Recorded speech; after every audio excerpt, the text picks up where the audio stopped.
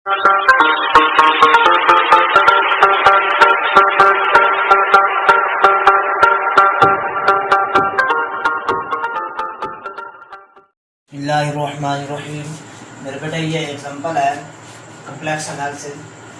The function f of z has poles of order 1 and 2। ठीक है, किस point पे? एट z इक्वल टू -1 पे पोल ऑफ ऑर्डर 1 है and at z equal to 2 पे पोल of order 2 है। सही है, पहले इसको आप सॉल्व करेंगे, लिख लेंगे। मेरा बेटा देखें, कहता है कि जी पोल्स ऑफ ऑर्डर 1। ठीक है जी, तो पोल क्या होता है? प्रिंसिपल पार्ट में जो सीरीज होती है वो। ठीक है, अच्छा, पोल ऑफ ऑर्डर -1, ये पॉइंट कौन सा है? -1। ठीक है, तो यहाँ -n/-1 ऐसे। ठीक है जी, पोल किस तरह आपको जब होता है किसी पॉइंट पे तो हम लिखते हैं z-a।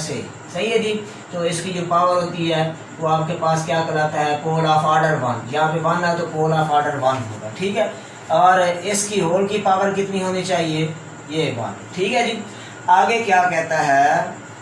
पोल ऑफ ऑर्डर 1, सही है, and pole of order 2, and pole of order 2। Pole of order 2 का मतलब क्या है कि इसमें दो टर्म है, z-a प्लस 1/z-a का स्क्वायर। तो यहाँ पे पोल ऑफ ऑर्डर 2 मौजूद है, पोल ऑफ ऑर्डर 2 मौजूद है। तो अब a यहाँ पे क्या है? किस पॉइंट पे ये है? Pole of order 2। ऑर्डर 2 का पोल किस पॉइंट पे है? 2 पे है, ये बताया गया विद रिस्पेक्टिवली। ठीक है जी, तो ये मेरा बेटा देखें, ऑर्डर 2 पे z-a की जगह पे आएगा 2, इसकी पावर 1, फिर नेक्स्ट क्या होगा? 1 होगा। ये 1 मैं लिख रहा हूँ, यहाँ इसके साथ नंबर ऐड हम करेंगे, z-2 और स्क्वायर। ये जो पार्ट है ये आपको बताता है पोल ऑफ ऑर्डर 2 किस पॉइंट पे? z इक्वल 2 पे। ये आपको बताता है pole of order 1 at z equal to -1। ठीक है जी, इसको अब क्या कहता है कि मेरा बेटा जो पोल ऑफ ऑर्डर 1 है उसका रेजिड्यू 1 है। रेजिड्यू क्या होता है? वो टर्म जिसकी पावर सीरीज में प्रिंसिपल पार्ट आप जब लिखते हैं ऐसे, ठीक है, यहाँ कोफिशिएंट होते हैं b1 b2 सो ऑन, तो वो टर्म जिसकी पावर 1 हो वो रेजिड्यू होगा, उसका कोफिशिएंट जो है, जो 1 और z-a का कोफिशिएंट होता है वो आपके पास रेजिड्यू होता है। तो इसका रेजिड्यू क्या होगा? यहाँ पे देखें, इसकी पावर 1 है, तो यहाँ पे जब पोल ऑफ ऑर्डर 1 है एट z इक्वल टू -1 तब रेजिड्यू उसका 1 बताया गया है। तो इसका रेजिड्यू 1 है, इसको मैं 1 के साथ मल्टीप्लाई कर देता हूँ। ठीक है जी, वो इसका कोफिशिएंट होगा। इसी तरह से जब पोल ऑफ ऑर्डर 2 है एट z इक्वल टू 2 तब रेजिड्यू कितना है? 2। अब हम 2 इसके साथ मल्टीप्लाई करेंगे या इसके साथ करेंगे? तो जब आप रेजिड्यू लिखते होते हैं उस वक्त मेरा बेटा जो आपके पास ब्रैकेट होती है उसकी पावर कितनी होनी चाहिए? 1। जब पावर 1 होगी तो उसका कोफिशिएंट रेजिड्यू होता है, इसका कोफिशिएंट रेजिड्यू नहीं होगा तो इसको हम क्या कहेंगे? इसका कोफिशिएंट कितना है? रेजिड्यू बताया गया 2, तो इसको 2 से मल्टीप्लाई कर देंगे। ठीक है जी, और ये मालूम नहीं है, इसके ऊपर जो कोफिशिएंट होता है वो मालूम नहीं है, तो उसको हम क्या कह देते हैं? b का नाम दे देते हैं। ये मैंने समझाने के लिए बात जस्ट पहले लिखा था। अब मैं इसको आपने नाम दे देना है एक फंक्शन का जो उसने कहा है g। ठीक है, तो ये कहा गया कि f ऑफ g आपके पास क्या बन गया? 1/g plus 1 plus 2/g-2 plus b/g-2 square. अब नेक्स्ट स्टेप में कहता है the function is analytic and bounded. अब फंक्शन एनालिटिक भी है, बाउंडेड ही है। जब एनालिटिक भी हो, बाउंडेड हो, तो फिर रिलेटिव थ्योरम जो आपके पास है वो हमें बताता है कि एवरी, वो इंटायर फंक्शन होता है जो एनालिटिक हो, एवरी इंटायर फंक्शन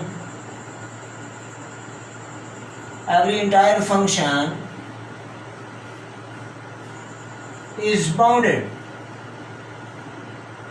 ठीक है जी, बाई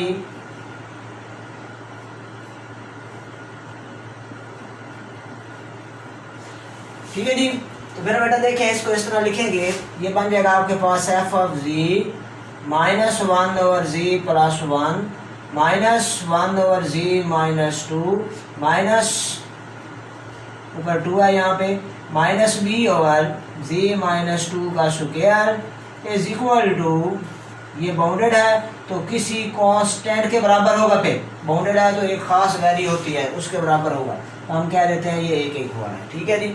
अब मेरा बेटा देखें नेक्स्ट, तो ये आपके पास एफ ऑफ जी की वैल्यू आ गई, रेट भी आप देख सकते हैं 1 ओवर, ये सारी टर्म इधर ले हैं, इसलिए जस्ट लिखने के लिए इसको लिखा था, प्लस 2 ओवर जी प्लस जी माइनस 2 प्लस बी ओवर जी माइनस 2 स्क्वायर, अच्छा तो प्लस ए, ये आपके पास आ गई। ठीक है जी, ये सारी ए इधर ही है, ये सारी टर्म इधर आके प्लस, सही है जी।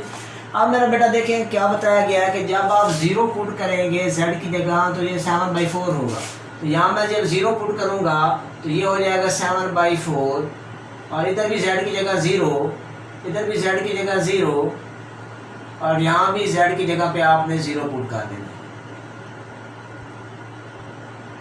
ये बन गया 7/4, 1 प्लस ये कैंसल तो -1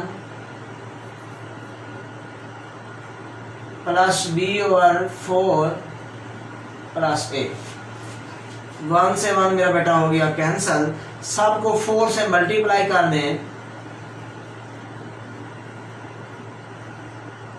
ये बन जाएगा आपके पास 7, 4 से ये b कैंसल प्लस 4a, ये इक्वेशन 1 बन गई। ठीक है जी।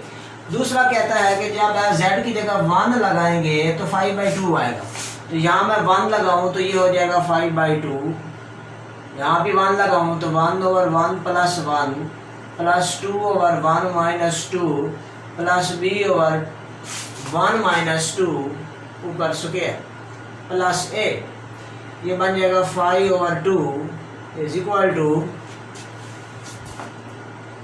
जी प्लस 1 है, ये 1/2 प्लस 2/-1 प्लस b/-1 का स्क्वायर प्लस 1 प्लस 2 से मल्टीप्लाई कर दें सबको, ये बन जाएगा आपके पास 5 इज इक्वल टू 2 से 2 कैंसल, 2 से 2 कैंसल, ये 2 2 4 -4 प्लस 2b प्लस 2a, ये बन गया 5 -3 और उधर जाके +3 तो 8 हो जाएगा is equal to 2b plus 2a, 2 से डिवाइड कर दें तो 4 equal to b plus a, ये मेरा बेटा इक्वेशन 2 बन गई। सही है, इनको आप सब्ट्रैक्ट कर दें, 2 - 1 कर दें तो आंसर आएगा b plus a equal to 4 और b plus 4a is equal to 7। Subtract किया है, साइन चेंज कर देंगे, b से b cancel, -3a equal to -3 तो a इक्वल टू +1, ये पुट कर दें, पुट इन 2 तो ये बन जाएगा 4 b प्लस 1 तो 4 ये 3 आ जाएगा, b इज इक्वल टू 3। ये सारी वैल्यूज आपने यहाँ फंक्शन में पुट कर देनी है, पुट इन इक्वेशन है। तो एफ ऑफ जी आपके पास आया 1/z plus 1 plus 2/z minus 2 plus b की वैल्यू आपके पास है 3/z माइनस 2 स्क्वायर, और फिर मेरा बेटा जो a की वैल्यू आई वो कितनी आई आपके पास +1। ठीक है जी, तो ये मेरा बेटा एग्जांपल जो है कंप्लीट हुई। नेक्स्ट एग्जांपल जो है इसकी देखें जी, इसी के साथ रिलेटेड है वो देखें मेरा बेटा। ये नेक्स्ट एग्जांपल है, कहता है the let f of z and g of z be analytic function if z equal to a is a repeated root of g of z। ठीक है जी, नीचे लिखेंगे since g of z has repeated root means double root। ठीक है, याद रखना repeated root का word है तो डबल रूट। ठीक है जी, आपने याद, दोनों तरह से क्वेश्चन आ सकता है। देन ठीक है जी, इसका मतलब क्या होता है, जो रूट होता है वो अगर आप कौन सा रूट है इसके, रूट इज कौन सा है जी, रूट इसमें a है, z इक्वल टू a। सही है, ये कहा गया है z इक्वल टू a। जब ये मेरे बेटे रूट होता है इसको हम कहते हैं जीरो ऑफ अ फंक्शन भी कहते हैं, ठीक है जी। तो ये डबल रूट है और मीन जीरो ऑफ फंक्शन कितने हैं, डबल है, ठीक है जी। जैसे हम कहते हैं zero of function of order 2, zero of function of order 3, जैसे आपके पास जी ऑफ जी फंक्शन लिखा हुआ है जी माइनस 2 पावर 4, हम कहेंगे जी इक्वल टू 2 पे ये जीरो हो रहा है, तो यहाँ पे zero of function of order कितना है जी, 4 है। इस तरह से हम लिख सकते हैं, ठीक है। इसके साथ कोई टर्म और भी आ सकती है, यहाँ पे जी पावर 6 भी आ सकता है, ठीक है। यहाँ पे कुछ, लेकिन 2 पे इसका ऑर्डर कितना है, zero order 4 at ji equal to 2 पे इसका ऑर्डर 4 है। फिर जीरो के लिए अलग लिखा जा सकता है, हर पॉइंट के लिए अलग। तो इसी तरह से यहाँ पे सिर्फ एक ही बात की है, तो हम लिखेंगे कि इसको किस तरह के जी ऑफ जी, क्योंकि जीरो ऑफ फंक्शन इसका कितना है, ऑर्डर 2 है, तो लिखेंगे जी माइनस ए, ऑर्डर 2 है तो पावर में 2 आएगा। इसके साथ कुछ फंक्शन और भी हो सकता है, जैसे यहाँ पे है, इसलिए हम इसके साथ एक और टर्म लिख देंगे एच ऑफ जी। यहाँ पे कोई और टर्म भी आ सकती है, वहां से भी जीरो ऑफ फंक्शन आ सकता है, लेकिन क्योंकि यहाँ एक ही बात हो रही है सिर्फ, तो हम ए लिखेंगे और ऑर्डर 2 कह रहा है इसलिए पावर में 2 आएगा। अब ये जो पॉइंट दिया हुआ है ये वाला हम यूज करेंगे, क्या कहा गया, एफ ऑफ जी और जी ऑफ जी, इसका रेजिड्यू फाइंड करना है हमें, एफ ऑफ जी और जी ऑफ जी का। तो लिखेंगे एफ ऑफ जी और G of G is equal to F of G divided by, यहाँ जी ऑफ जी की वैल्यू लगा दें जी माइनस ए स्क्वायर, ये F of ji same H of जी। अब मेरा बेटा देखें इसमें, तो अब मेरा बेटा ये जीरो ऑफ फंक्शन नहीं रहा, अब ये आपके पास एक पूरा अलग से फंक्शन बन गया, इसको आप फाई ऑफ जी भी कह सकते हैं, ठीक है, अलग से बन गया। अब यहाँ पे ये जीरो नहीं आएगा बल्कि z इक्वल टू ए पे ये इन्फिनिटी हो जाएगा, तो इसलिए यहाँ पे आपको पोल मौजूद है, ये क्योंकि फाइनाइट टर्म है 1 ओवर जी माइनस ए स्क्वायर, तो यहाँ पे क्या मौजूद है, पोल मौजूद है। तो यहाँ पे लिखेंगे it has pole of order 2। जब मेरा बेटा सिंपल पोल हो तो रूल और है फार्मूला, जब डबल पोल हो तो इसको फाइंड करने का, रेजिड्यू फाइंड करने का फार्मूला और है। अब हमने फाइंड करना है इसका रेजिड्यू, ठीक है जी। तो इसका मैं फार्मूला लिखता हूँ, फिर हम सॉल्व करते हैं इसको।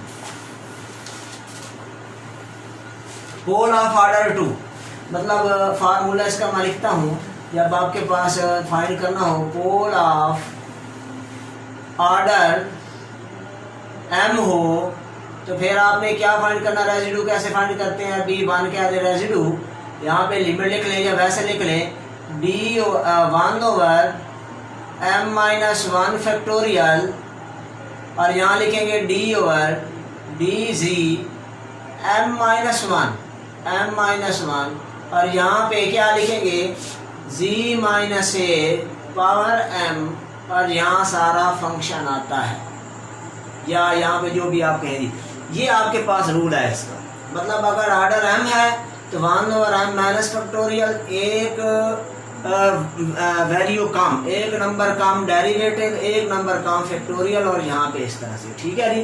तो देखें मेरा बेटा, अब इसमें इसी तरह से यहाँ पे क्वेश्चन में ये आपके पास पोल ऑफ ऑर्डर 2 है, तो इसका रेजिड्यू क्या बनेगा, रेजिड्यू इज इक्वल टू, मैं इसको R1 कह रहा हूँ, तो 1 over 2 minus 1 factorial b over dz m minus 1 और यहाँ पे आएगा फंक्शन z माइनस ए का स्क्वायर, ये रूल z माइनस ए का स्क्वायर, और बाकी सारा जो फंक्शन है ये सारा फंक्शन यहाँ पे आ जाएगा, f of z over h of z, ठीक है, और साथ है z माइनस ए का स्क्वायर, किस पॉइंट पे, z इक्वल टू ए पे, साथ लिमिट लगा के भी लिख सकते हैं।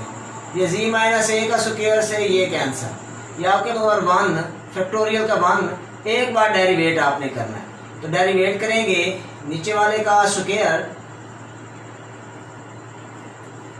अच्छा फिर ये function same f prime of z सबको आता है जी, और F of ji same H prime of G, G equal to A put कर दे, ये बन जाएगा आपके पास H of A F prime of A minus F of A H prime of A over H of A का square. ये values मेरा बेटा आ गई। यहाँ पे एच ऑफ ए जीरो नहीं है, क्योंकि जब आप ऐसे रूट की डेफिनेशन करेंगे या जीरो ऑफ पोलिनोमियल की डेफिनेशन करेंगे तो ये जीरो नहीं होना चाहिए। अगर ये जीरो हो गया तो ये तो फंक्शन है ही जीरो फिर, ठीक है जी। तो फिर ये हम कैसे बताएंगे, ऑर्डर 2 का नहीं बता सकते, ठीक है जी। ऑर्डर 2 का तभी होगा जब ये वाला जीरो नहीं होगा, ठीक है। तो यहाँ बता देना है आपने कि ये जीरो नहीं है। अच्छा, अब ये वैल्यू आपने निकालनी है, क्योंकि ये एच ऑफ जी जो आपने लिखा था ये आपने खुद से लिखा है, तो इसकी वैल्यू हमने निकालनी है। तो इसकी वैल्यू कैसे निकालेंगे, अब मेरा बेटा देखिए इसकी वैल्यू यहीं से निकालेंगे जो आपने लट किया हुआ है। इसको हम एच ऑफ ए की वैल्यू निकालनी है, ये मैं लिखता हूँ यहाँ पे, G of G is equal to G minus A square H of जी। अब इससे मैं अगर एट ए पुट करूँ जी इक्वल टू ए, तो मेरा बेटा जी ए माइनस ए ये जीरो हो जाएगा। तो ये जी ऑफ ए आपके पास क्या आ जाता है, जीरो आंसर। तो वैल्यू तो ना आई, एच ऑफ जी की वैल्यू नहीं आती। अच्छा, फिर डेरिवेट इसको कर लेना, अगर वैल्यू नहीं आई फिर हम इसको डेरिवेट कर लेंगे, ये बन जाएगा G prime of G. Answer आएगा प्रोडक्ट रूल से 2 जी minus A H of ji plus फिर जी माइनस ए स्क्वायर सेम और एच प्राइम ऑफ जी। दोबारा मैं इसमें ए पुट करूं, at ji equal to A minus A zero, A minus A zero, तो G prime of ए दोबारा zero हो जाता है। यहाँ से भी वैल्यू नहीं आई। दूसरी बार डेरिवेट करें, जी डबल प्राइम ऑफ जी, ठीक है।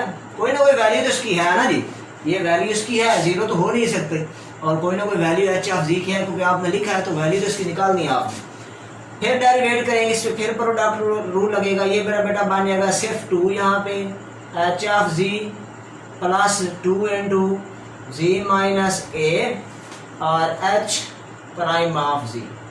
इस पे भी प्रोडक्ट रूल लगेगा, ये आपके पास आ जाएगा plus 2 into ji minus A H prime of ji plus, दोबारा डेरिवेट करें, ये आपके पास आ गया जी माइनस ए स्क्वायर और h double prime of ji.